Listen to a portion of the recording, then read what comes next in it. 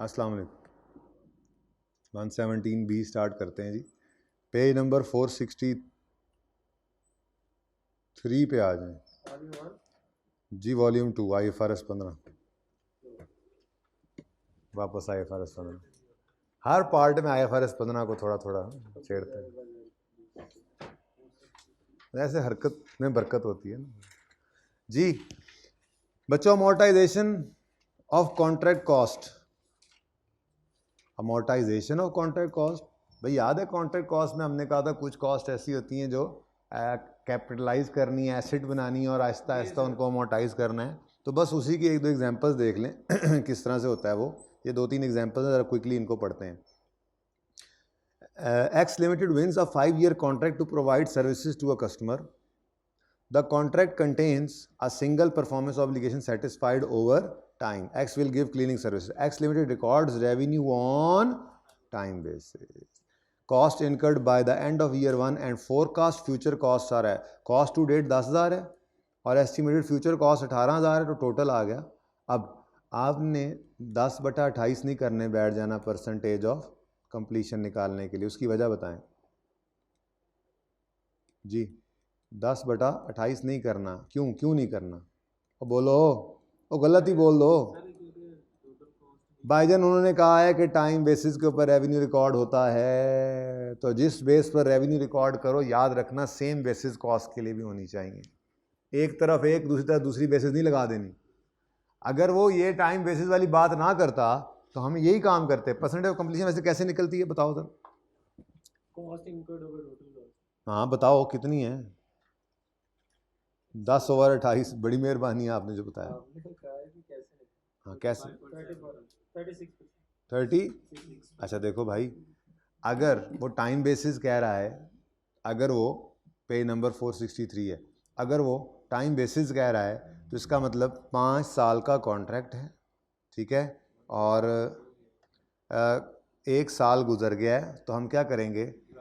अच्छा, अब एक चीज़ क्या होती है, इन्वेंट्री डेबिट कैश क्रेडिट, ये तो लॉक्ड है, इसमें तो मसला नहीं है। ये क्या है? इनकर्ड, ठीक है। ये हम किस पे चल रहे हैं जी? टाइम बेसिस पर। अगर टाइम बेसिस पे चल रहे हैं तो भाई ये तो इनकर्ड कॉस्ट है ना, ये जो हमने इन्वेंट्री ले ली। बेटा ये पेज नंबर 463 है। अच्छा, अब रेवेन्यू रिकॉर्ड करना है, गिवन नहीं है सवाल में। बहरहाल गिवन होता तो कैश डेबिट रेवेन्यू क्रेडिट, जो टोटल रेवेन्यू होता उसको क्या करना था? 1/5 करना था। बोलो बोलो, नहीं पता, 20% कह दें, 1/5, ठीक है, टाइम बेसिस पर। और साथ ही कॉस्ट ऑफ रेवेन्यू डेबिट और इन्वेंट्री क्रेडिट। अच्छा, अब वो कितना बनता है? बोलो 20। देखो ना, टाइम बेसिस पे चलना है, 10 को नहीं ले सकते, यही तो मजबूरी थी, याद करो आप। इन्वेंट्री क्या है? जो हमने खर्चा कर लिया है, लेकिन मसला क्या है, हमने तो टोटल रेवेन्यू का 1/5 लेना है, तो फिर टोटल कॉस्ट का 1/5 भी लेना पड़ेगा। याद आ रहा है? कुछ सारे रेवेन्यू को परसेंटेज ऑफ कंप्लीशन लगाते थे, सारी कॉस्ट को परसेंटेज ऑफ कंप्लीशन लगाते थे, और इन्वेंट्री से कभी कभी वो फर्क भी आ जाता था। कम आता था तो हम कहते थे इन्वेंट्री है, कभी कभी ज़्यादा भी आ जाएगा। एक आधा केस यहाँ पे ऐसा होगा, कोई नहीं, ज़्यादा भी आ जाएगा तो पता नहीं अब क्या करेंगे उसका। बहरहाल 28 × 1/5। बोलो आंसर, अब तो बोलो, इसका तो आंसर है कि ये भी स्टार लगा दो, 5.6। समझ आई बात की? और बोलो, लेकिन ये तो उसने मजबूर कर दिया हमें। अगर वो मजबूर ना करता, उन्हीं के टाइम बेसिस वाली बात ना लिखता, तो हम परसेंटेज ऑफ कंप्लीशन के हिसाब से चलते। और वो अभी अभी आपने मुझे निकाल कर बताई है 37%। कैसे निकाली थी? 10/28 × 100 = 30, एग्जैक्ट 37 आया। चलो अब फिर जो होना सी हो गया। ये देखें जी, इन्वेंट्री डेबिट, भाई इस पे कोई असर नहीं पड़ता, इस पे कोई असर नहीं पड़ता, ये तो कॉस्ट हम इनकर कर चुके हैं, ठीक है। हाँ, कैश डेबिट रेवेन्यू क्रेडिट जो होना था वो रेवेन्यू का 37% होना था, ठीक है, जो भी है 36 पॉइंट समथिंग जो भी है, ठीक है। और कॉस्ट ऑफ रेवेन्यू बेटा टाइम बेसिस पर या परसेंटेज ऑफ कंप्लीशन की बेसिस पर रिकॉर्ड करते हैं। मैं ये कह रहा हूँ कि टाइम बेसिस उसने बोला है तो हमने टाइम बेसिस ही लगाया है, लेकिन अगर टाइम बेसिस ना बोलता तो हम कॉस्ट की बेस पे परसेंटेज ऑफ कंप्लीशन नहीं निकालते होते थे, ठीक है। तो कॉस्ट ऑफ रेवेन्यू डेबिट और इन्वेंट्री क्रेडिट कितने से जी, अब 28 टोटल कॉस्ट है, इसके 37% लगाओगे तो 10 नहीं आएगा, 10 नहीं आएगा क्योंकि उसी की बेस के ऊपर तो परसेंटेज निकाली थी, ठीक है। ये बहरहाल ये था असल सवाल का जवाब और वो आगे नकली है। अगर ऐसा ना होता तो कैसा होता, वही रिवाइज कर लिया हमने जल्दी जल्दी, ठीक है। चलें आगे, बोलो। Example 3 done. Example 4, X limited, अब यहाँ से सोल्यूशन बस पढ़ते जाते हैं। X limited wins a 5-year contract to provide a service to a customer, contract is renewable for subsequent 1-year period, average customer term is 7 years। अच्छा, contract contain a single PO satisfied over time, as X Limited records revenue on time basis, cost incurred by the end of year 1 and forecast future costs are as follows। अब खामोश हो गया, अब क्या करेंगे, खामोश हो गया तो क्या करेंगे, अब वही काम कर देंगे, वही काम कर देंगे जो हम ऊपर करके आए हैं बेसिकली, ठीक है, कर लिए वो काम भी, ठीक है। क्या कह रहा है, cost must be recorded in P&L on the same basis as that used to record revenue. X limited record revenue on a time basis, ठीक है। Asset relates to service transfer to customer during the, अच्छा ये तो contract term is for 5 years and X limited anticipate that contract will be renewed for 2 subsequent years, therefore 1/7। वो क्या कह रहा है जी, कॉन्ट्रैक्ट में सिंगल परफॉर्मेंस ऑब्लिगेशन है जो सेटिस्फाई होती है ओवर टाइम, ठीक है। कॉन्ट्रैक्ट रिन्यूएबल है और x limited records revenue on time basis. ये बड़ी मुसीबत है, टाइम बेसिस पे आ जाए।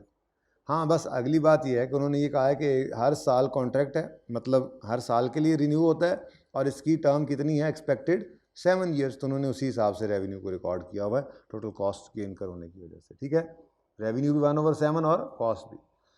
यार असल में यहाँ पे पढ़ाया जा रहा है अमोर्टाइजेशन ऑफ कॉन्ट्रैक्ट कॉस्ट, कि आपने जो कॉन्ट्रैक्ट कॉस्ट इनकर कर दी हैं एडवांस में, जैसे मैंने आपको कहा था कॉस्ट टू ऑब्टेन के अंदर वो मैनेजर्स को जो आपने कमीशन दिया था जो कॉन्ट्रैक्ट की वजह से था, उसको एसेट बनाओ, एसेट बना के अमोर्टाइज करो। बात सिर्फ इतनी सी है, कैसे अमोर्टाइज करो, उसी सेम बेस पे, जिस सेम बेस पे रेवेन्यू आपका बन रहा है, रेवेन्यू रिकॉर्ड हो रहा है, सेम बेसिस पे आपने, जस्ट लाइक इंटेंजिबल यार, just like, this is not intangible. अभी आई 38 का स्कोप पैरा शायद पढ़ें, ये इंटेंजिबल नहीं है लेकिन ये इंटेंजिबल जैसा है, ये इंटेंजिबल जैसा, मतलब उसकी ट्रीटमेंट वैसी है ना, एसेट रिकॉर्ड हो गया, अब आहिस्ता आहिस्ता क्या हो रहा है, अमोर्टाइज हो रहा है, ठीक है। एग्जाम्पल 5 देखो, गुजर गई है। X Limited wins a contract to build an asset for a customer. It is anticipated that asset will take 2 years to complete. Contract contains a single PO. Progress is measured on output basis. At the end of year, asset is 60%. Output का मतलब यही होता था ना कि कितना customer को मिल चुका है, उन्होंने कहा जी 60% मिल चुका है, यानी कंप्लीट हो गया 60% आउटपुट, ठीक है। Cost incurred by the end of year 1 and forecast cost are इतने इतने एंड इतने। Cost must be recorded in P&L on the same basis, भाई ये हमें पता है, analysis, therefore 60% of total expected cost year end के ऊपर रिकॉर्ड कर लें। आसान है, सारी आसान है, सिर्फ ये बताना था कि कॉन्ट्रैक्ट कॉस्ट को आपने उस बेस के ऊपर एसेट बनाना, एक्सपेंस बनाना है जिस बेस पे रेवेन्यू रिकॉर्ड हो रहा है। ये नहीं कि आपने उसको इनकर किया सारा, नहीं, जो इनकर किए हैं उसको इन्वेंट्री बनाओ, जो इनकर किए हैं पहली एंट्री से लिए ये की, ये करवाई भी थी, हमेशा करवाई थी, जो है जो कॉस्ट इनकर की हैं कॉन्ट्रैक्ट के अंदर इन्वेंट्री बनाओ, फिर जैसे रेवेन्यू रिकॉर्ड करो वैसे वैसे कॉस्ट रिकॉर्ड। और ये हमने सवाल भी किए थे काफ़ी सारे, ठीक। इसमें रेवेन्यू है नहीं ना सवाल के अंदर, यहाँ पे क्या लिखा हुआ उसने, सिंगल परफॉर्मेंस ऑब्लिगेशन है, progress completion is measured on output basis. नहीं यार, build an asset for customer है, लेकिन यहाँ कहाँ लिखा हुआ है कि कस्टमर की प्रेमिसेस पे नहीं बना रहा, हो सकता है वहाँ बना रहा हो, वो कह तो रहा है सिंगल परफॉर्मेंस ऑब्लिगेशन है लेकिन progress completion is measured on output basis. जैसे जैसे काम हो रहा है वैसे वैसे मैयर हो रहा है, मतलब साथ साथ रिकॉर्ड करेंगे, ये हमारी प्रेमिसेस के ऊपर घर बना रहा है, ये वो वाली बात हो रही है, ठीक है। बहरहाल एग्जाम्पल जो कि समझाना को और चीज़ थी, इसके ऊपर ज़्यादा फोकस नहीं किया गया वरना क्लियर होती है बात। लो भाई, PO satisfied over time, entity obtain cleaning services contract to be performed over 3 years, cost है 50, estimated future cost in current year 50 है और एस्टिमेटेड फ्यूचर कॉस्ट कितनी है 90, ठीक है। अच्छा, calculate cost of sale assuming percentage of completion is calculated on the basis of cost incur to date, इसका क्या करें, इसका क्या करें, इन्वेंट्री डेबिट, इन्वेस्टमेंट लगता है इसलिए इन्वेंट करना पड़ता है, इन्वेंट्री डेबिट कैश क्रेडिट 50 से, ये हो चुकी है, अब बोलो। और उसके बाद 3 साल का कॉन्ट्रैक्ट है, अब चुप करके कॉस्ट ऑफ रेवेन्यू डेबिट और इन्वेंट्री पूरा 50 से ही क्रेडिट हो जाएगा, और ठीक है। अच्छा, उसके बाद अगर टाइम बेसिस की बात करेंगे तो टाइम बेसिस है, टाइम बेसिस वो कहता है 3 साल पे कॉन्ट्रैक्ट है और साल गुजरा है। अब इन्वेंट्री डेबिट वो तो लॉग्ड है ना, खर्चा हो जाता है 50 से, ठीक है। अब वो कह रहा है कि जी टाइम बेसिस स्ट्रेट लाइन के ऊपर रिकॉर्ड करो, 3 साल का कॉन्ट्रैक्ट है तो 1 साल हो गया उसमें से पूरा, तो कॉस्ट ऑफ रेवेन्यू डेबिट और इन्वेंट्री क्रेडिट करेंगे, ठीक है। तो 100 टोटल इसका टोटल करेंगे 140, ठीक है। रेवेन्यू के ऊपर टोटल कॉस्ट के ऊपर 140 इंटू कितना हो गया जी, 3 साल का कॉन्ट्रैक्ट है 1/3 जी, डन। ये थोड़ी सी ज़रा अमोर्टाइजेशन की थोड़ी प्रैक्टिस थी, थोड़ी एग्जांपल्स थी, ठीक है जी। अब आ जाएं अपने आज थोड़े से अकाउंटिंग के ऊपर, न्यूमेरिकल के ऊपर ज़रा, यही पेज 425 427 मॉडिफिकेशन हमने पढ़ी थी, वो मॉडिफिकेशन में ज़रा 2 सवाल और करने हैं।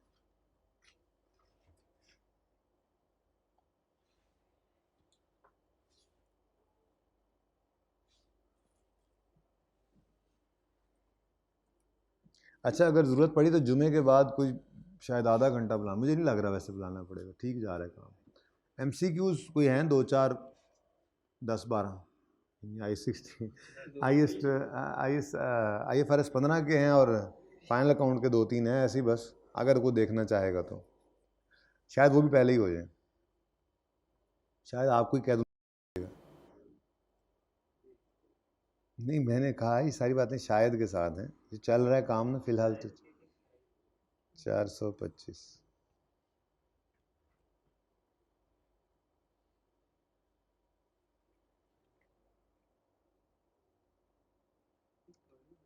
अच्छा जी, क्वेश्चन नंबर 6 और 7 ये हम करने लगे हैं, ठीक है भाई। क्वेश्चन नंबर 5 तक हो गया था कि नहीं हुआ था?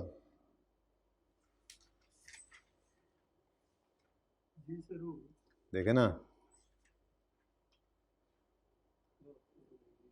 डिस्टिंक्ट भी थी और स्टैंड ऑन प्राइस भी थी, फिर डिस्टिंक्ट थी लेकिन स्टैंड ऑन प्राइस नहीं थी, फिर डिस्टिंक्ट ही नहीं थी, फिर डिस्टिंक्ट थी लेकिन गड़बड़ थी।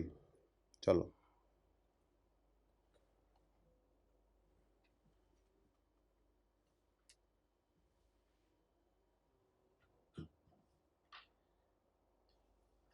चलो पहले 6 पे आओ, 6 में है क्या मसला?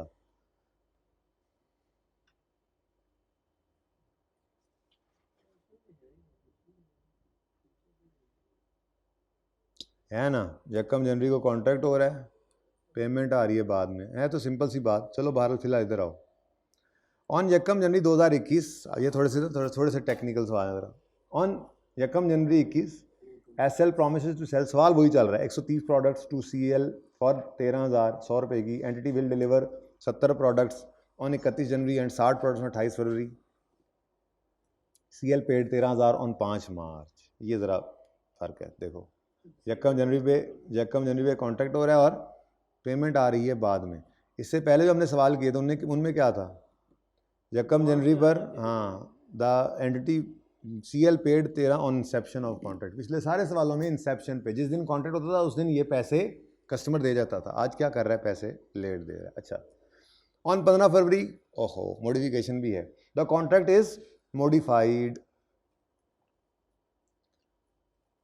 To require delivery of additional 30 on 10 March. तो उसी तरह से यकम जनवरी को ओरिजिनल कितना था 130, फिर डिलीवर कितनी हो गई 70, किस दिन 31 जनवरी को, फिर 15 फरवरी को मॉडिफिकेशन आ गई। उसके बाद फिर 28 फरवरी और 10 मार्च, ये 2 डिलीवरीज हुई। ऐसे ही टेबल बनाना है अभी, डिलीवरी वाला याद है टेबल बनाया था। अच्छा, आगे कहता है additional 30 products are distinct but do not reflect standalone price of additional product, are products are delivered as agreed. अब चलो पहले अपना टेबल तो बनाएं, ठीक है, जरा जल्दी से। वो रेकन्सिलिएशन सी जो बनाई थी क्वांटिटेटिव हैं, अच्छा वैसे कर लिया करो जी। बोले ओरिजिनल 130, डिलीवर्ड 31 जनवरी पर 70, बाकी कितने बचे 60 बचे और मॉडिफिकेशन आ गई 15 फरवरी।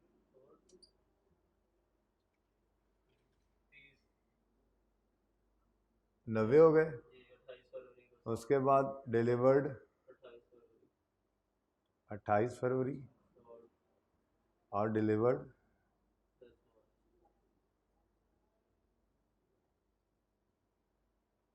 कितने कितने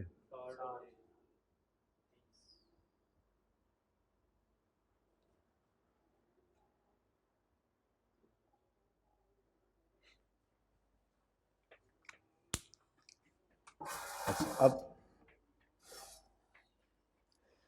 गुड सर्विसेज डिस्टिंक्ट तो हैं लेकिन स्टैंड अलोन प्राइस रिफ्लेक्ट नहीं कर रही एडिशनल वाली। तो याद करो क्या कहा था भाई, सबसे पहले तो हाँ पहले वर्किंग वन करें। वर्किंग वन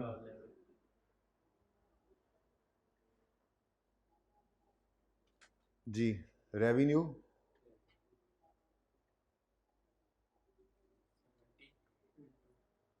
डेट भी लिखते थे हम यहाँ पे, डेट लिखते होते थे। रेवेन्यू किस दिन 31 जनवरी को, कितने यूनिट्स 100, 7000 आ गए। उसके बाद रेवेन्यू, लेकिन गुड सर्विसेज डिस्टिंक्ट तो हैं लेकिन जो एडिशनल गुड सर्विसेज हैं वो स्टैंड अलोन प्राइस नहीं शो कर रहे हैं, ठीक है।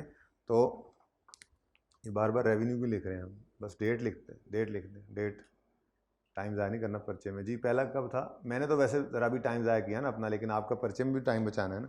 1 जनवरी एक्स कौन सा है जो सभी जी 70 इंटू ₹10, ठीक है। और उसके बाद 28 फरवरी को अगली डिलीवरी हुई, लेकिन कितने यूनिट से 60, लेकिन रेट ये नहीं लग सकता, इसके लिए हमें एवरी रेट लेना पड़ा। तो वर्किंग 2 ओपन की, ठीक है जी। वर्किंग 2 में हमने ऐसे कहा था जी कि जो बकाया है 60 इंटू 100 है, 30 इंटू 80, 60 प्लस 30 जी।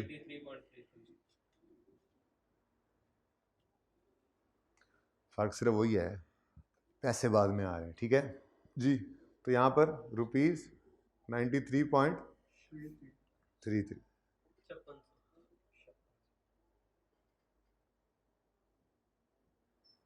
जी, 5600 और 10 मार्च, खुद सर देख लेना, हम क्यों बताएं। 10 मार्च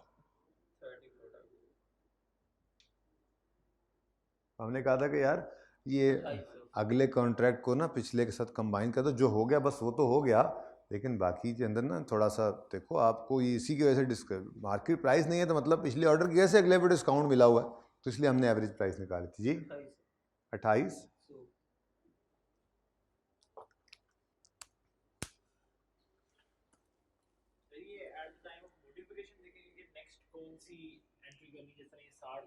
जी जी जी, एट द टाइम मॉडिफिकेशन क्या, पहले 31 जनवरी को तो हो चुका हुआ है, बीच में 15 फरवरी को 15 फरवरी को आगे चेंज आया है ना, तो 15 फरवरी पर रेट निकाल के रख लेंगे कि इसके बाद जो भी डिलीवरी होगी, क्योंकि गुड सर्विसेज डिस्टिंक्ट तो थी लेकिन स्टैंडर्ड प्राइस पे नहीं थी, इसलिए अब अगली जो भी सेल बुक होगी वो इस एवरेज प्राइस पे होगी, डिस्काउंटेड प्राइस पे, यानी सारा डिस्काउंट नई प्रोडक्ट्स को ना एलोकेट करो, ठीक है। पिछले ऑर्डर की वजह से अगला ऑर्डर मिला है तो दोनों को डिस्काउंट एलोकेट करना है, ठीक है।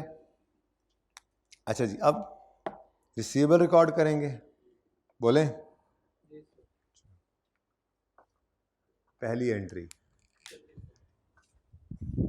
नहीं, पैसे नहीं आए पहले, यकम जनवरी को कुछ हुआ है, 31 जनवरी को गुड्स तो चली नहीं गई, 31 जनवरी जी पहले ऐसा किया करो, पहले यूँ किया करो, 31 जनवरी को गुड्स चली गई हैं तो रेवेन्यू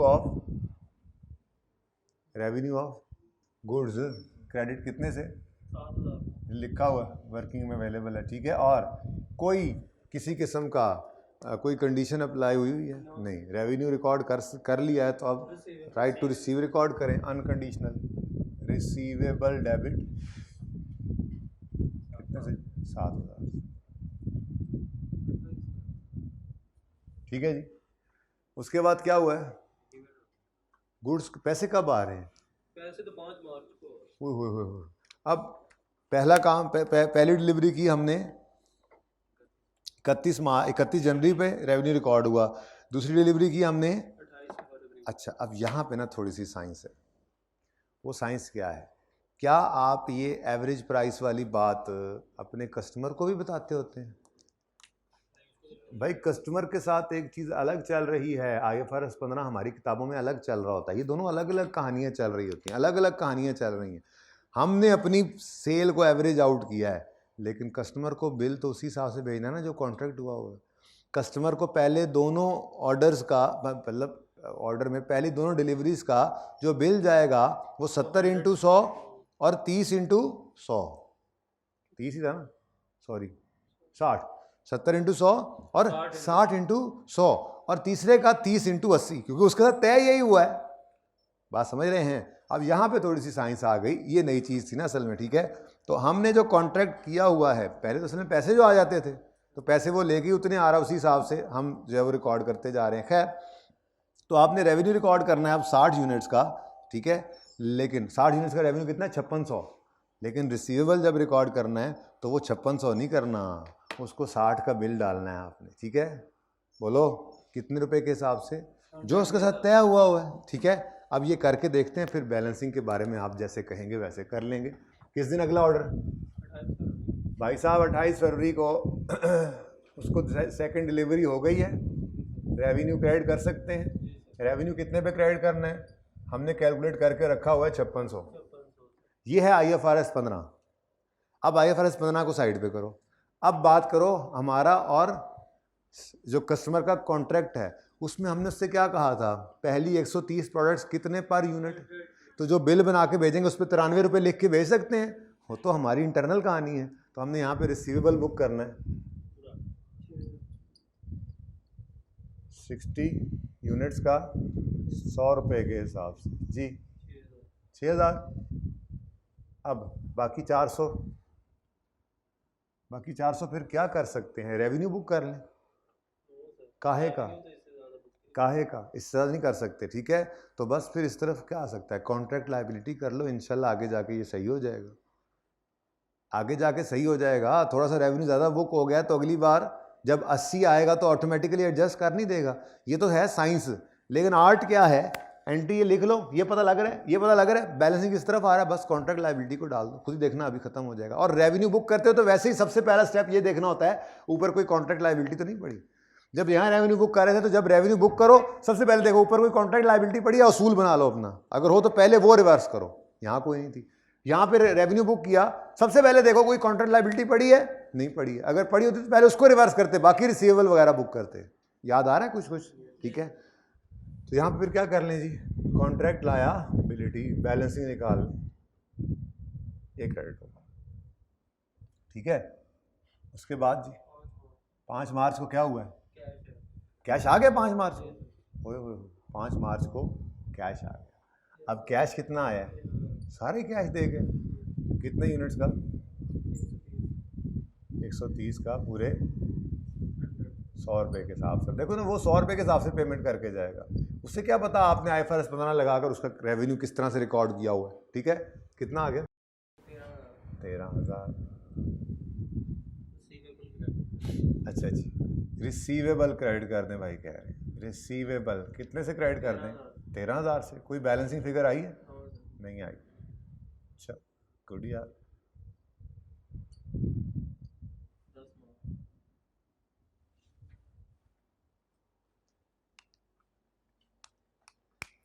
अब जो रिसीवेबल आया था वो रिसीवेबल तो जाता रहा, ऐसा ही है। अब आखिरी डिलीवरी होनी है, इसमें आपने रेवेन्यू को बुक करना है जिस तरह से आपने रिकॉर्ड किया उस तरह से। लेकिन रिसीवेबल को बुक करते हुए आपने बिल जब बना के मतलब भेजना है, अब वेटी के हिसाब से भेजना है। अब वहाँ पे आपने 100 से नीचे बिल नहीं भेजा था, यहाँ पे 80 से ऊपर नहीं भेज सकते, लेकिन रेवेन्यू आपने एवरेज आउट किया हुआ है। ठीक है, तो फिर रिसीवेबल बुक करोगे आप 80 रुपये के हिसाब से, और बाकी बैलेंसिंग देख लेना क्या होना है। ठीक है, इंशाल्लाह देखना सब कुछ सही हो जाएगा एंड तक आते आते। किस दिन जी डिलीवरी हो रही दूसरी? ये तीसरी 10 मार्च को रेवेन्यू रिकॉर्ड कर लें 30 प्रोडक्ट्स का। ये सामने कितना? 2800। लेकिन अब आपने उसको बिल कितना भेजना है? क्योंकि पैसे तो वो बाद में दे रहा है ना। रिसीवेबल कितने? 30 यूनिट्स हैं, 80 रुपये के हिसाब से 2400। तो अब सबसे पहले ये देखो, मैंने तो कहा था रेवेन्यू रिकॉर्ड करो, सबसे पहले ये देखा करो कि कोई कॉन्ट्रैक्ट लायबिलिटी तो नहीं पड़ी हुई। ये पड़ी है कॉन्ट्रैक्ट लायबिलिटी, इसको क्या कर दो? डेबिट। बेहतरीन नहीं हो गया? ठीक है, इसको बैलेंस ही नहीं, इसको ऊपर से क्रेडिट पड़ी थी, इसको डेबिट किया। और कब पैसे ला के दे रहे हैं? 25 मार्च को पैसे ले आया। कितने पैसे लाएगा? 2400 ही लेकर आएगा। 2400 ही चाहिए थे आपको कैश डेबिट रिसीवेबल क्रेडिट, इसलिए सवाल किया। समझ आया कुछ? तो बोलो।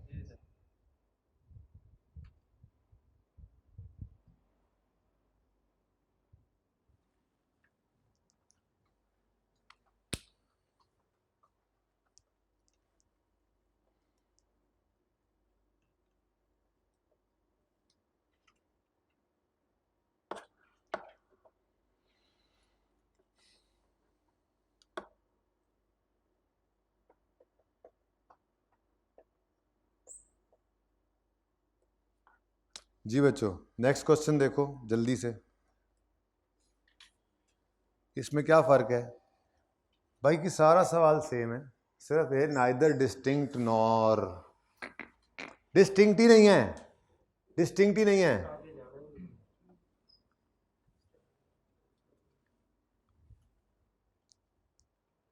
बाकी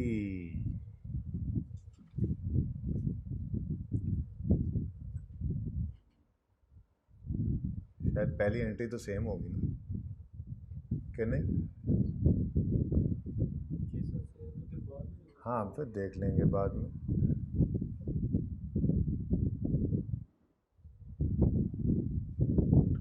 ओके भाई, अगर गुड सर्विसेज डिस्टिंक्ट नहीं है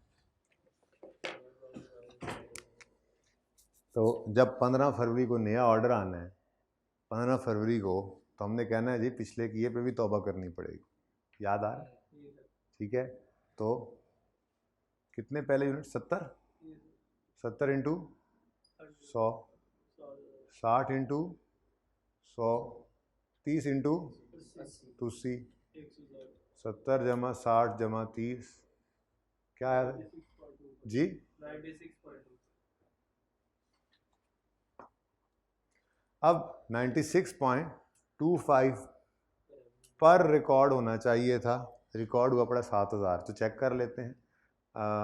96 पॉइंट कितने यूनिट्स? 70।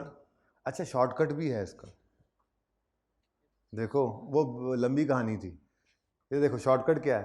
100 जी। ये देखो 100 रुपये के हिसाब से रिकॉर्ड किया था, हम कह रहे हैं नहीं 96 से होना था, तो कितना ज़्यादा है? कितना ज़्यादा है? 3.75। उसी को रिवर्स कर दो, यानी शॉर्टकट अब सीख लो ना, बड़े हो गए हो, अब पर्चे में जा रहे हो अब तो, इनटू रुपीज़ 3 ठीक है 3.75। ये क्या था? रेवेन्यू। ये क्या है? रिवर्सल। रेवेन्यू रिकॉर्डेड और रेवेन्यू रिवर्स्ड। 7,000 था ना, और ये कितना आ गया? सही है। तो बस जब सिखाया था क्लास में तो ऐसे सिखाया था कि 70 को 93.9625 से मल्टीप्लाई करके कंपेयर किया था, लेकिन ज़्यादा बेहतर है ये शॉर्टकट लगो, ठीक है। उसके बाद जी 28 फरवरी का रेवेन्यू 60 इंटू रुपीज़ 96.25 और 10 मार्च वाला भी 60 इंटू 96.30 इंटू 96.25 5775 और 2888 सही है जी। अब आ जाओ इधर जी। 31 जनवरी में गुड्स भेज दी, उसको बिल कितना भेजना है? बस ये देखो बिल हम उसको क्या भेजेंगे जो हमारा उसके साथ तय हुआ, ठीक है। और अभी तो रेवेन्यू भी हमने वही बुक किया हुआ है, ठीक है। 15 फरवरी को मॉडिफिकेशन आ गई, तो मॉडिफिकेशन अब पैसे से तो कोई नहीं आए, लेकिन रेवेन्यू तो रिवर्स कर लेना आज ही खड़े होकर। 15 फरवरी को रिवर्सल करना पड़ेगा जी। रेवेन्यू डेबिट, और अब बड़ा मसला बन रहा है, लेकिन चलो 260 क्रेडिट किसे करूं? रिसीवेबल क्रेडिट कर दूं? सोचो रिसीवेबल क्रेडिट हो जाएगा, क्या ख्याल है? किस सोच में पड़ गए हो? क्यों नहीं कर रहे रिसीवेबल क्रेडिट? रिसीवेबल नहीं होना चाहिए। यानी आपने उसको बिल भेजा हुआ है 100 रुपये के हिसाब से 70 यूनिट्स का, अब आप कह रहे हो नहीं मैंने ये नहीं लेने तुमसे। रिसीवेबल तो नीचे नहीं लेके आ सकते, अब क्या करें? बस चुप करके कॉन्ट्रैक्ट लायबिलिटी को क्रेडिट कर देगा। टेंशन नहीं लेनी बस आपने ज़िंदगी में कभी, ठीक है। ये इंशाल्लाह देखना, यहाँ से आप गलत होकर चल लेना, अभी मैं गलत होकर चला दूंगा आपको। यानी आप रिसीवेबल को क्रेडिट करके देख लेना, आगे जाके पता लग जाएगा आपको गड़बड़ हो गई है, ठीक है। सही है, चले जी। अगला काम कब हुआ? 28 फरवरी को। क्या हुआ 28 फरवरी को? सेल हुई है, तो रेवेन्यू बुक कर लें। रेवेन्यू कितना बुक करना है? 5775, ठीक है ना भाई। जो ये रेवेन्यू का तो पता लग रहा है ना, ये तो सही रिकॉर्ड होगा। बाकी मैक्सिमम ये गलती होगी उनकी, लेकिन फिर भी पासिंग मार्क्स नहीं, ज़्यादा मार्क्स आ जाएंगे, उससे भी 70-80% मार्क्स आ जाएंगे। एक तो चीज़ें गलत हो जाती हैं, कोई मसला नहीं जी। अब जब भी कभी आपने रेवेन्यू रिकॉर्ड करना है तो कोई कॉन्ट्रैक्ट लायबिलिटी पड़ी तो उसे उल्टाना ज़रूर है। लेकिन खैर अभी रेवेन्यू रिकॉर्ड किया है, लेकिन बिल तो उसको भेजना है ना, पहले बिल भेज लो। अब बिल किस हिसाब से? 60 यूनिट्स हैं 100 के, ठीक है। बिल उसको पूरा 6000 का आपने भेजा। हाँ, उसके बाद अगला स्टेप क्या है? इसको क्या कर दो? डेबिट। हो गया बैलेंस? हो गया, शुक्र है। ना होता तो फिर कुछ निकल आता तो देख लेते। 263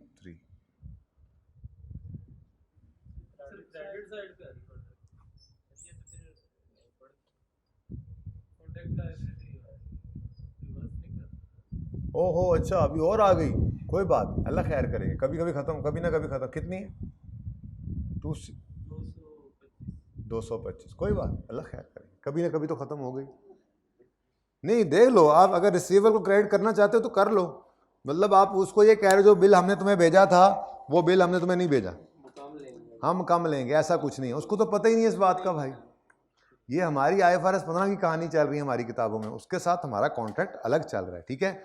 अब आता है हमारा आखिरी वाला डिसाइसिव वाला कॉन्ट्रैक्ट। सारा कुछ ये डिलीवरी सारा कुछ सही कर देगी। पेमेंट आ गई है बीच में। पेमेंट बताओ किस दिन? 5 मार्च जी। कैश डेबिट वो घर से लाया ही कितना होगा भाई, और हमने भी कितना बुक किया हुआ है? 13,000। इसमें कोई मसला नहीं। आपको यहीं आके पता, यहाँ से गलत चलते यहीं आके पता लग जाता। खैर चलो सवाल चलाता जाए, चलते जाए करो। 10 मार्च उसके बाद 10 मार्च। डिलीवरी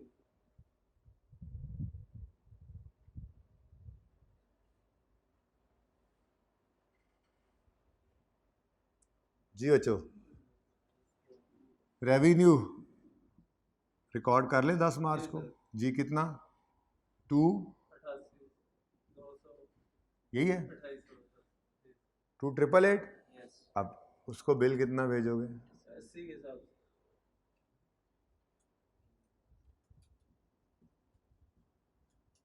2400 कितने? 30 यूनिट्स, इंटू 80 80 रुपए का बिल, 2400।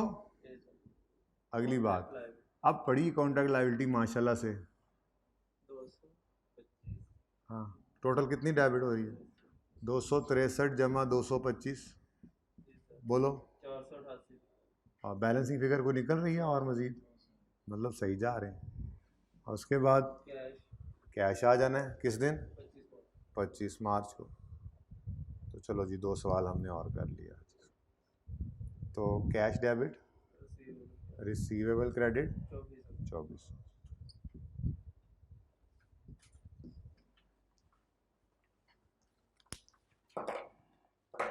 ठीक है।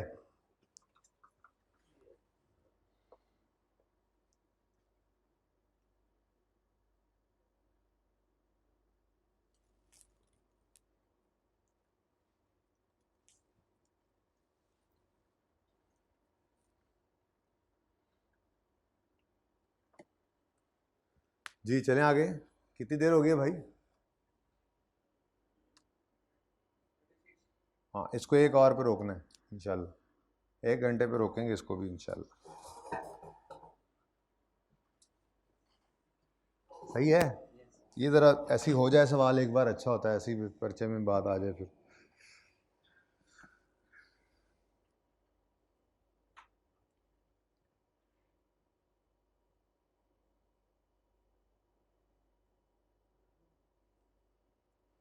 ये एग्जाम्पल 2 है जी, ज़रा आके देखें पेज नंबर 415 पे।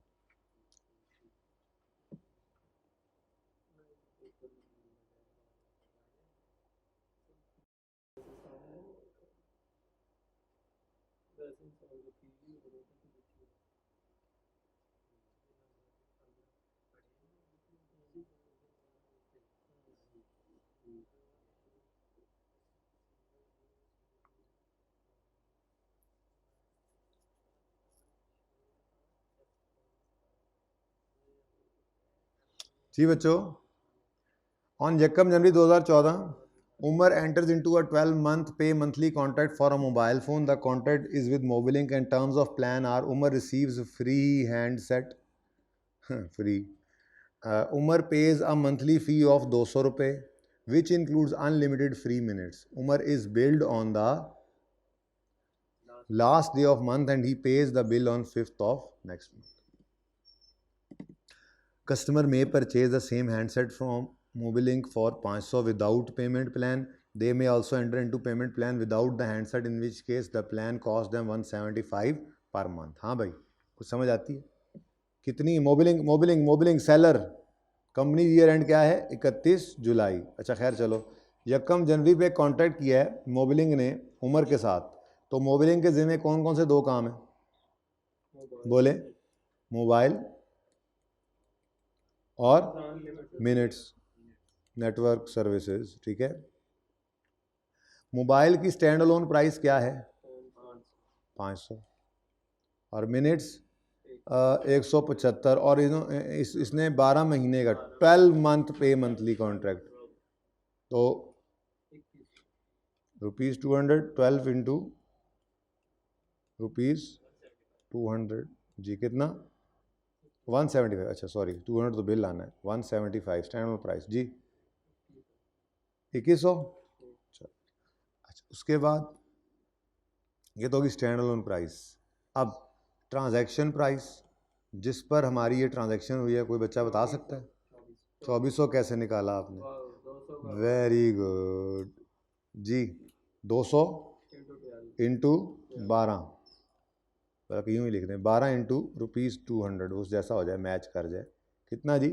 2400। ये सवाल में गिवन है। आप टोटल बताएं जी। 2600 तो मैंने निकाल दिया, 400 तुसी और 2016। ज़्यादा नहीं हो गया ये? 462 1938।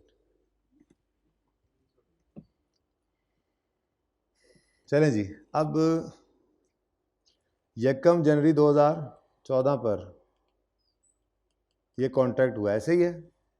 बोलो, इस दिन रेवेन्यू ऑफ मोबाइल रिकॉर्ड हो सकता है? बोलिए, क्योंकि रेवेन्यू मोबाइल डिलीवर हो गया ना, रेवेन्यू ऑफ मोबाइल रिकॉर्ड कर लें। कितना जी? 462। अभी अभी अलग किया ही इसीलिए 462 से रेवेन्यू ऑफ मोबाइल क्रेडिट हो गया। अब अगली बात बाद में देखते हैं, ज़रा बहस मुबाहिसा कर लें थोड़ा सा। उसके बाद 31 दिसंबर 2014 आना है। 31 दिसंबर 2014 पर आपका रेवेन्यू रिकॉर्ड होगा सर्विसेज का।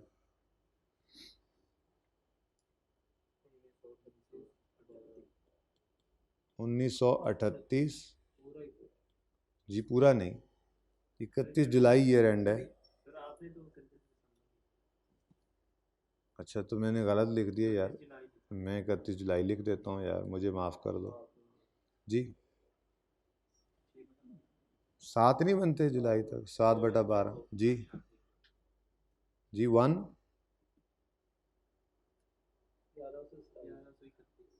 तो यार एक बात कर लो यार, 1131, ठीक है।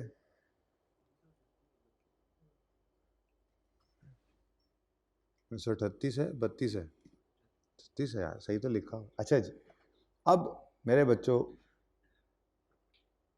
ये मसला तो हो गया हल।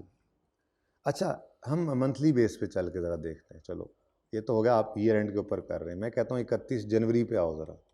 चलो 31 जनवरी 2014। अब बताओ रेवेन्यू, ज़रा आसान कर लेते हैं और बात को। रेवेन्यू कितना रिकॉर्ड करना है? मिनट्स का 1938 इंटू 1/12, ठीक है जी, 162। अच्छा, अब सबकी तवज्जो ज़रा चाहिए मुझे। 31 जनवरी को उमर को हमने बिल भेजना है, ऐसा ही है? बोलो, तो रिसीवेबल डेबिट कर देगा मोबिलिंग किस दिन?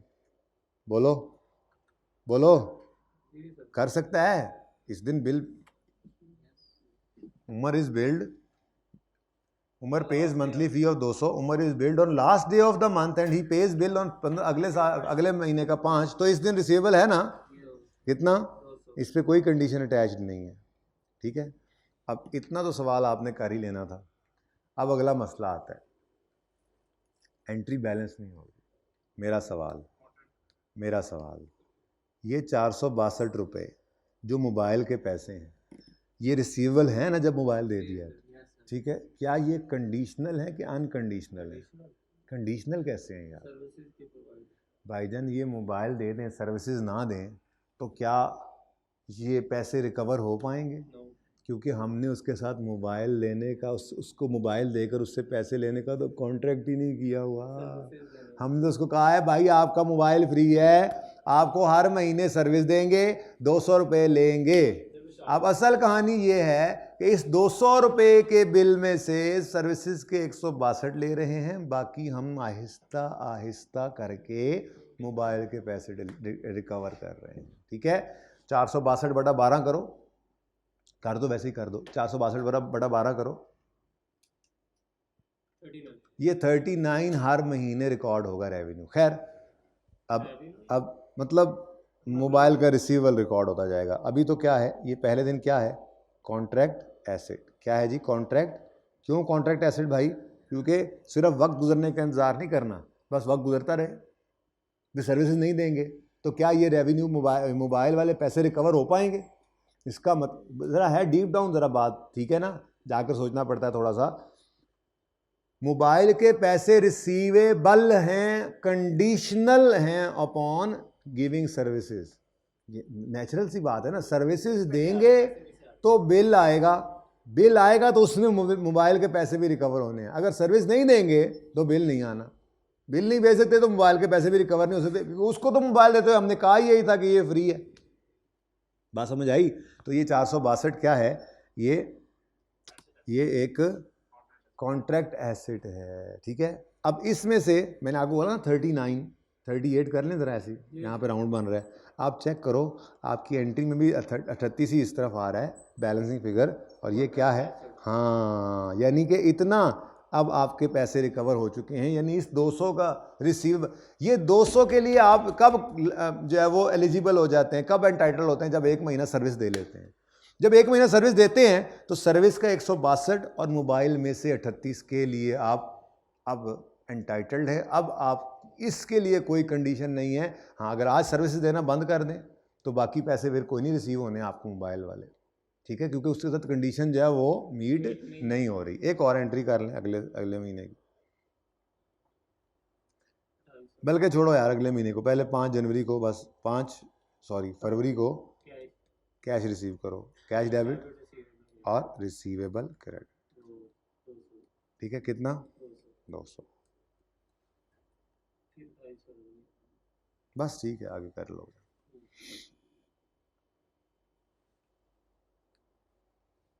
ठीक है जी, ये आपने इसकी बजाय इसको निशान लगाओ ताकि 1-2 सवालों के और भी साथ कंपेयर कर लें। अच्छा जी, अब उसके बाद हमने एक सवाल किया हुआ है, वो सवाल है पास पेपर 13।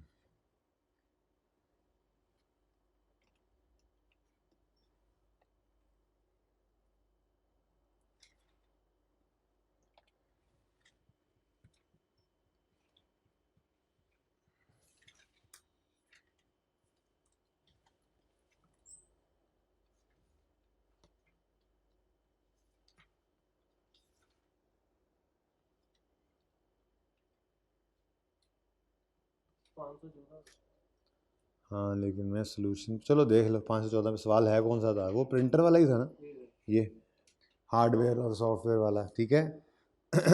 ये रोम्बस लिमिटेड किया हुआ सवाल हमने, बोलो।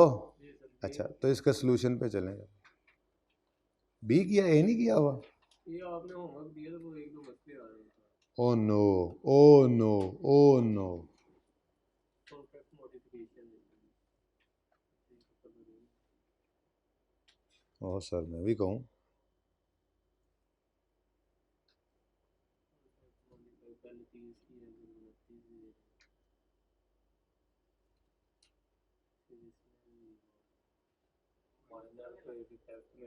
ट्राई करना था ना यार, देख लेते हैं।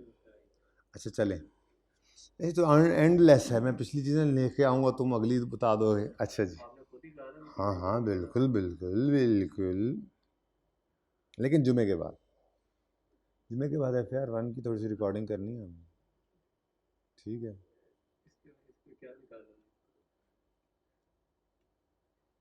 कौन सा यार सोल्यूशन का पेज? ये अच्छा, ये सुने, ये काम कर लिया था आपने, एक्सपेक्टेड मार्जिन वगैरह निकाल के। अब एंट्रीज करते हुए आपको पता है ये वाली लाइन हम, ये वाला कॉलम हम इग्नोर कर देते होते हैं और एंट्रीज करते हैं, तो एंट्रीज कर लेते हैं, ठीक है।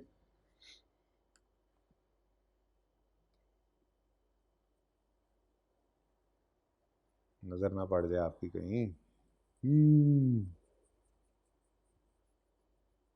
अच्छा जी, अब वो सवाल जहन में आ रहा है, हार्डवेयर ये प्रिंटर का कॉन्ट्रैक्ट किया था और उसके साथ साथ कुछ और काम भी थे।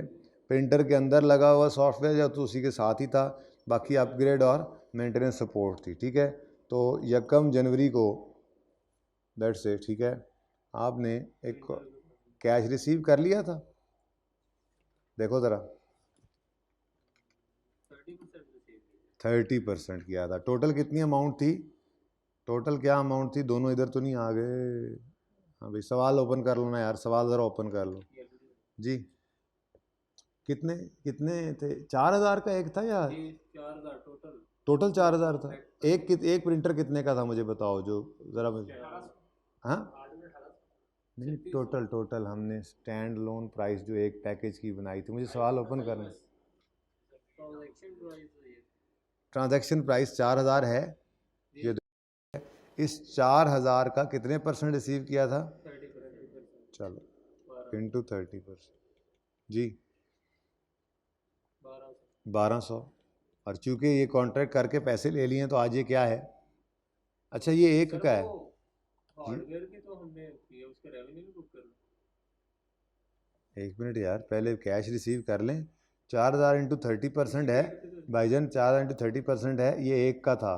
प्लीज़ कितने थे, मैं ये पूछ रहा हूँ, कितने प्रिंटर थे, कितने प्रिंटर थे जिनका कॉन्ट्रैक्ट किया था? 10 थे, बस ये मैं पूछ रहा था आपसे, बाकी मैं करवा देता हूँ भाई। आप कितना बना?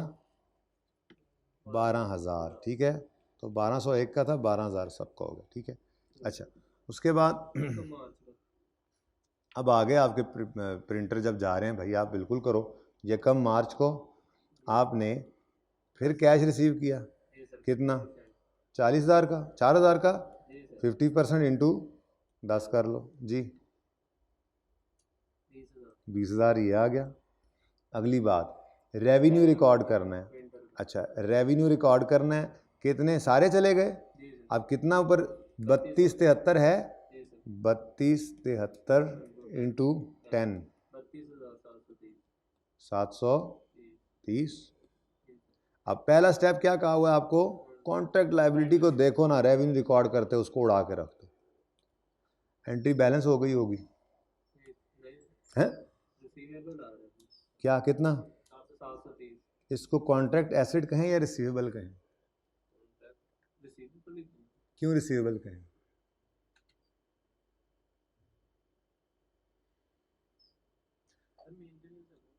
जी सिर्फ मैं इसी की बात कर रहा हूँ, सिर्फ वक्त गुजरने का इंतज़ार है, कोई कंडीशन अटैच्ड नहीं है मज़ीद, ठीक है। तो इसको क्या कहेंगे? रिसीवेबल। ये डिफरेंट हो गई बात किससे? मोबाइल वाले से, ये जो अभी करके आए हैं, ठीक है। ये दो हो गए सवाल, बोलो। अच्छा अब चलते हैं, एक तीसरा सवाल ओपन करते हैं उसकी तरफ।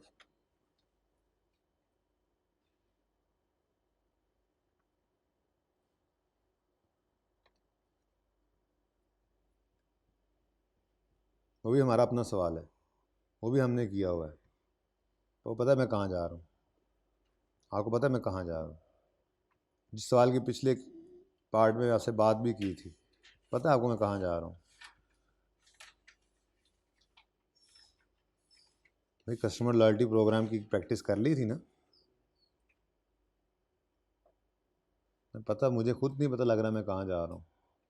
कहाँ यार वो एग्जाम्पल, वही जिसकी बात कर रहा था, कॉन्ट्रैक्ट एसेट जिसमें पहली बार आया था। तो अब 400 तो मुझे भी पता है, ये वाली एग्जाम्पल नंबर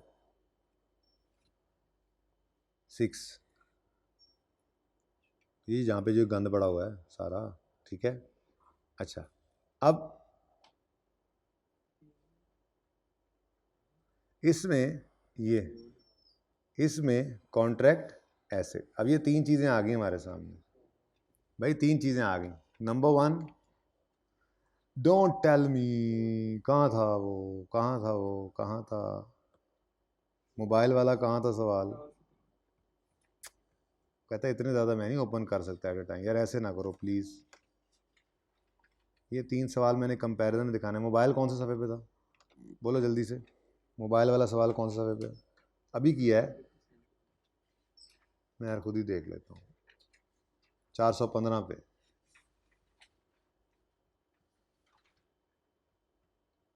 ज़रा ये तेरा टेंशन ख़त्म होना। वैसे तो एक आध नंबर का मामला है यार, कुछ भी नहीं होता, एक आध नंबर का मामला है, टोटल कुछ भी नहीं होता अगर आपको ये बात समझ नहीं आ रही। लेकिन फिर भी चलो एक बार मेरा फ़र्ज़ बनता है कि मैं बता दूँ। ये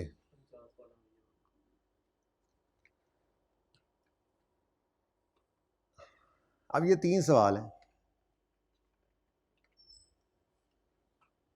इसमें कॉन्ट्रैक्ट एसेट बने, इसमें रिसीवेबल बने, इसमें भी कॉन्ट्रैक्ट एसेट बने। फ़र्क क्या है? फ़र्क ये है, ये सवाल अभी अभी किया, ठीक है, सिर्फ वक्त गुजरने से इस मोबाइल वाले पैसे रिसीव नहीं होने। रेवेन्यू रिकॉर्ड कर लिया ना, सिर्फ वक्त गुजरने से मोबाइल वाले पैसे रिसीव नहीं होने, इसलिए आज इसको क्या कह दिया हमने, ये कॉन्ट्रैक्ट एसेट, ठीक है।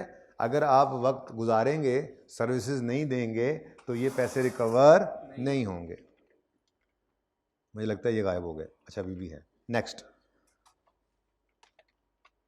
सिर्फ वक्त गुजारने से ये पैसे रिसीव नहीं होने, क्योंकि इस सवाल में उन्होंने क्या कहा था कि customer will make progress payments, यानी अगले साल ये प्रोग्रेस करेगा और काम करके दिखाएगा तो जाकर 45% जो है वो कस्टमर ने पे करना है। तो कंडीशनल राइट था, इसलिए ये क्या था, कॉन्ट्रैक्ट एसेट। ये सवाल देखिए, कॉन्ट्रैक्ट एसेट क्यों? मोबाइल के पैसे रिकवर नहीं हो सकेंगे अगर वो सर्विसेज नहीं देगा तो, ठीक है। कॉन्ट्रैक्ट एसेट क्यों? ये बिल्डिंग वाले पैसे जो इसने लगा दिए हुए हैं रिसीव नहीं हो सकेंगे अगर ये अगली प्रोग्रेस नहीं करेगा। दे दिए प्रिंटर्स। उसने कोई ऐसी बात लिखी हुई है कि ये पैसे रिसीव नहीं होंगे जब तक आप अपडेट नहीं दोगे, या जब तक आपने वो क्या था, सपोर्ट सर्विस ना दी, ऐसी कोई बात लिखी हुई है? तो ये अनकंडीशनल राइट था, इसलिए यहाँ पे हमने क्या लिख दिया, रिसीवेबल, ठीक है। ये 3 सवाल हैं, मेरे ख्याल में काफ़ी हैं, इनको इकट्ठा देख लेना, बाकी अब आपकी मर्जी है, ठीक है।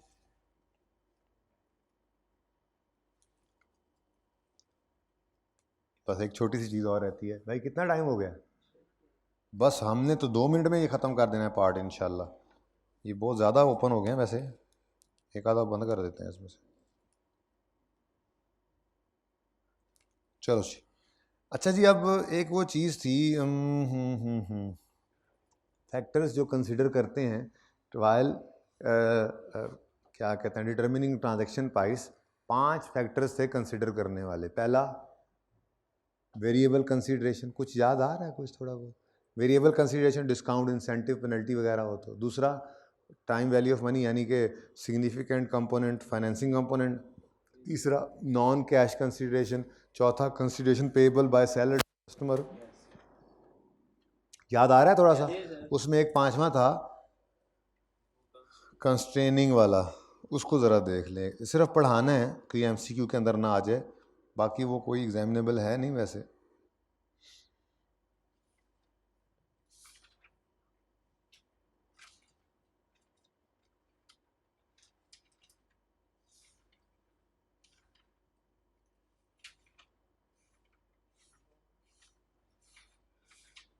भाग दौड़ी लगी हुई है, पेज 441 पे आ जाए।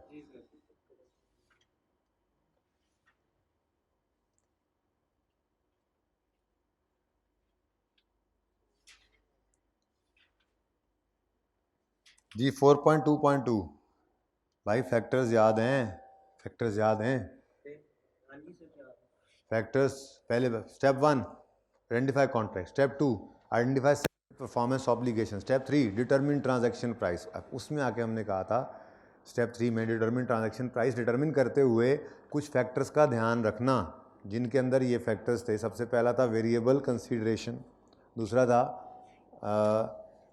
सिग्निफिकेंट फाइनेंसिंग कंपोनेंट जो पढ़े हैं, तीसरा था नॉन कैश कंसीडरेशन, और चौथा था consideration payable by seller to customer. 5वां ये था constraining estimate of variable consideration, page number 441। हमने बात की थी होंडा की, ठीक है जी, बल्कि हमने बात की थी फिलिप्स की और क्रिसेंट कॉलेज की, ठीक है। फिलिप्स ने बल्ब भेजे थे, याद है? बल्ब भेजे थे 500 थे, 200 थे, 200 बल्ब भेजे थे, ठीक है। और सेल मैंने लिखा है फिलहाल, ठीक है। और इसमें से चांस था रिटर्न का कितना, 18 का। अब ये वेरिएबल है, 200 की सेल बुक करना वेरिएबल है, ठीक है। क्या मतलब, हम सेल की ट्रांजैक्शन प्राइस को 100 कितना बनता है, 82, ठीक है। इस पर ले आएंगे, ये कहानी थोड़ी सी पढ़नी है, ज़रा पहले पढ़ें फिर ये लिख लीजिएगा। कहता है an entry shall include in transaction price some or all of an amount of variable consideration estimated only to the extent that it is highly probable that a significant reversal in amount will not occur when uncertainty blah blah blah। अगली बात लंबी हो गई, ठीक है। वो क्या कह रहा है, वो कहता है एंटिटी ने इंक्लूड कर लेना है ट्रांजैक्शन प्राइस में वेरिएबल कंसिडरेशन को भी। देखो 200 सेल किए यूनिट्स, ठीक है, वापस आने का चांस कितना है, 18 का, ठीक है। अब आपने 182 रुपये की सेल बुक कर ली। भाई साहब अभी तो सारी 200 की 200 ही वेरिएबल है, अभी तो सारी 200 वेरिएबल है, लेकिन स्टैंडर्ड क्या कहता है कि आप ट्रांजैक्शन प्राइस के अंदर सम या सारा 200 भी रख लो, ठीक है, वेरिएबल कंसिडरेशन का। लेकिन उसके लिए ज़रूरी क्या है, आपको प्रोबेबिलिटी हो, हाई चांस हो कि ऐसा नहीं होगा कि इसका जो है वो आपको रिवर्सल बुक करना पड़ जाए, ठीक है। तो वही हमने कहा था कि जी हाई चांस हमें प्रोबेबिलिटी है कि इतने रिटर्न होंगे, तो इसका मतलब बाकी नहीं होंगे, तो उसका रेवेन्यू बुक कर लो। बस ये इतनी सी लाइन लिखी हुई थी, ठीक है। पढ़ो आप दोबारा। An entity shall include in transaction price some or all of an amount of variable consideration estimated only to the extent that it is highly probable that a significant reversal in amount of cumulative revenue recognized will not occur when uncertainty associated with variable consideration is subsequently resolved। ठीक है जी। तो आप क्या करो, इसको add कर लो, इसको add कर लो, सारे को नहीं किया आपने, वेरिएबल में से 182 को कर लिया है, ठीक है। किसके अंदर, ट्रांजैक्शन प्राइस के अंदर, और सिर्फ इस हद तक कर लो। कंस्ट्रेंट क्या लगाया उन्होंने, ये थोड़ा सा जो है ना, आप ये ध्यान रखो कि ये इनकी वापसी ना हो जाए, वापसी होने का डर तो नहीं है, ठीक है। ठीक है जी। अब पार्ट 2 ख़त्म कर दें, पार्ट भी।